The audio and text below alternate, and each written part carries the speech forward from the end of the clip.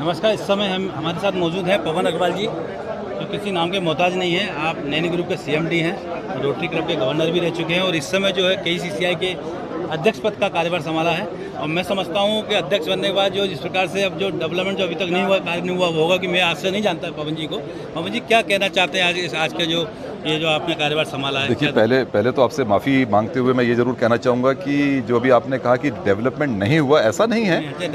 विकास हुआ है, लेकिन मेरी कोशिश रहेगी कि हम उसकी विकास की रफ्तार को और बढ़ा सकें। जी जी। और उसकी गुंजाइश है। तो मुझे तो ऐसा लगता है कि देखिए, ये बहुत अच्छे समय हैं।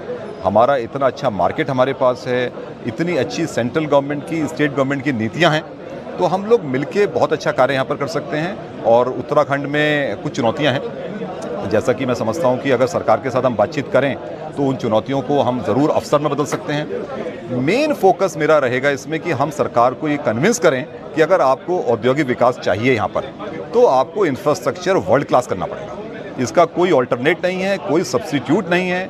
अगर कहीं पर 4 लेन रोड हो सकती है तो वहाँ फिर 2 लेन रोड नहीं चलेगी। अगर 8 लेन हो सकती है तो 6 लेन भी नहीं चलेगी।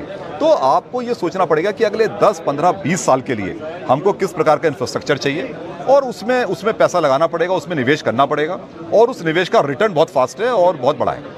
तो ये मेरी एक प्राथमिकता रहेगी। छोटा सा प्रश्न मेरा है कि पिछले समय कुछ समय पहले देखा गया था काफ़ी इंडस्ट्रियाँ उत्तराखंड में आ रही थी, अब वो चीज़ खत्म होती है, लोग जा रहे हैं। मतलब जिस प्रकार से आना चाहिए, तो जैसे आपने जो बात कही है, तो फिर से किस प्रकार से आए कि कम से कम समय, कोई टाइम नहीं है। आपने बहुत अच्छी बात कही, हम पे टाइम नहीं है। टाइम तो देखिए राजेश जी, ये आपने बिल्कुल सही प्रश्न किया है।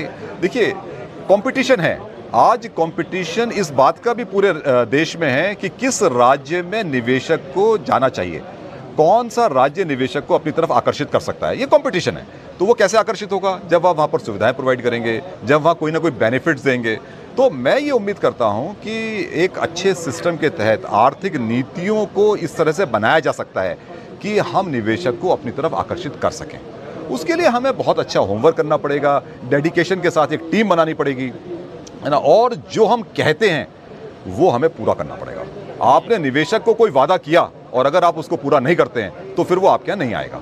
तो मैं समझता हूँ कि ये चुनौती है, लेकिन इसको हम पूरा कर सकते हैं। छोटी सी दिमाग में कट रही KCCI से योगेश जी ने कहा कि उधम सिंह नगर तक सीमित रह गया। ये किस प्रकार से ऋषिकेश के गढ़वाल साइड के लोग, देहरादून लोग इसमें आए और जुड़ें और मेंबर जो, ताकि वहाँ की समस्या भी ये हमारा एक निरंतर प्रयास रहेगा। अगले पूरे वर्ष हम चाहेंगे कि ये कुमाऊं गढ़वाल जो इसका नाम है, तो ये सिर्फ कुमाऊं तक सीमित नहीं रहे और गढ़वाल के भी मेंबर्स बने। देखिए, अगर आपकी चैम्बर की उपयोगिता उन्हें दिखाई देगी तो वो इससे जुड़ना चाहेंगे। तो हमारा यही प्रयास रहेगा कि हम वहाँ तक जाएं और उनकी भी अगर कोई समस्याएं हैं तो उसको हम सरकार के समक्ष उठाएं, और अगर उनको दिखाई देगा कि चैम्बर की कार्यप्रणाली इस तरह की है कि उनकी समस्या दूर कर सकते हैं तो वो जुड़ेंगे। तो ये हमारा प्रयास रहेगा। Thank you Pawan. Thank you.